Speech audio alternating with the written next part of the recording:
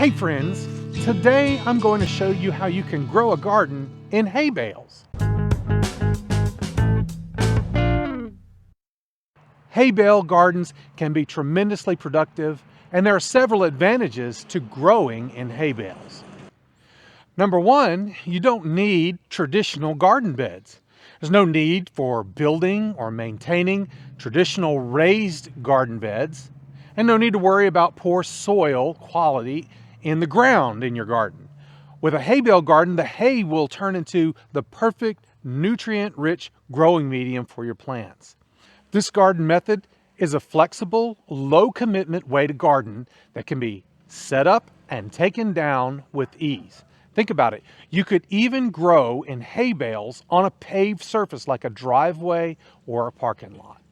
Number two, hay bale gardening raises the planting surface up so you don't have to bend over. The garden is much easier to access. Number three, hay bales naturally provide excellent drainage and aeration. This means the roots of your plants are less likely to suffer from waterlogging, which is a common problem in traditional soil gardens. The structure of the hay allows air to circulate freely, ensuring that roots can breathe, which is crucial for healthy plant growth.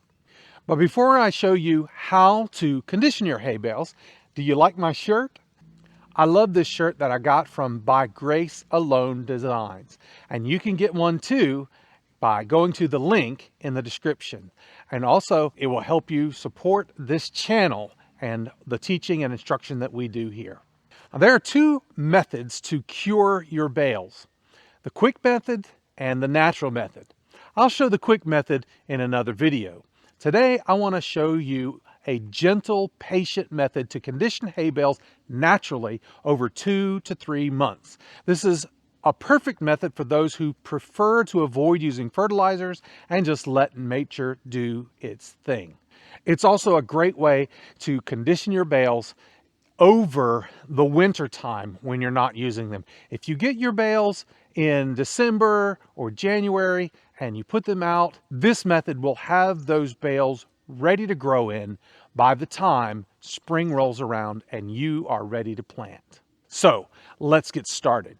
First things first, position your hay bales where they'll live in your garden. Remember, they'll be a lot heavier after they start absorbing water. So you want to make sure you're happy with their placement before you start getting them wet. Now, some people prefer to use straw bales instead of hay bales. And these are straw bales. Straw is typically just the stalk of the grass. Hay bales include some of the seed heads, which means that there are more seeds in the hay bale to sprout. And that means you're going to have more weeds growing. I have used both straw bales and hay bales successfully, but you do tend to have more weeds in the hay bale. After setting up your bales, give the bales a good, thorough soaking. This initial step is crucial for kick-starting the decomposition process inside the bales. Over the next few months, our main job is to keep the bales moist. You don't need to soak them daily, just a light watering every few days to prevent them from drying out. And this slow watering encourages the bales to break down naturally without rushing the process. About a month in, you might choose to add a thin layer of compost to the top of each bale. This isn't necessary, but it can introduce beneficial microbes that will help the decomposition and also will be good for your plant roots. Don't be surprised if you see mushrooms or other fungi growing on your bales. This is a great sign that the natural breakdown process is well underway. You also want to pull up any weeds that sprout from the bales. You don't want weeds competing with and crowding your garden plants.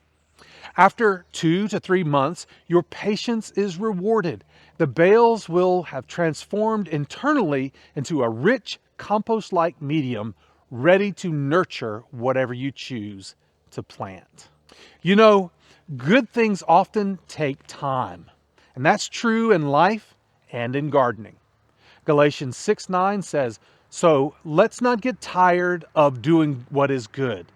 At just the right time, we will reap a harvest of blessing if we don't give up." This video shares the slow, natural process of preparing hay bales for gardening, a method that requires patience, care, and faith in the unseen work happening inside the bales. This process mirrors our spiritual journey.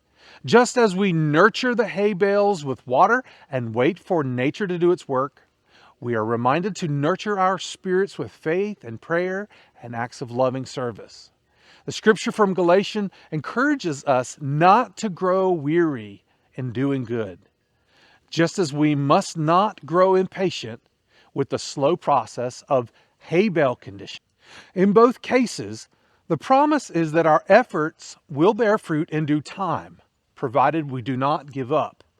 The harvest we reap, whether it's a bountiful garden or the fruits of the Spirit from a life lived in faith, requires time, patience, and trusting in God's timing. Just as the hay bales slowly transform into a rich medium capable of supporting life, so too does our perseverance in doing good enrich our lives and the lives of those around us, eventually leading to a harvest of blessings. So don't give up, friends. Keep doing good. In the proper time, you will reap a bountiful, beautiful harvest. Now, let's get out there and let's grow and be fruitful. Hey, if you'd like to get 10% off some great treats for your pets, check out the Grubterra link in the description. My friends at Grubterra make the absolute best black soldier fly larvae for chickens, birds, and reptiles. And they also make excellent treats for your dogs, all while helping the environment. Use the discount code GROWANDBEFRUITFUL to get 10% off all your orders, and you'll also help support this channel.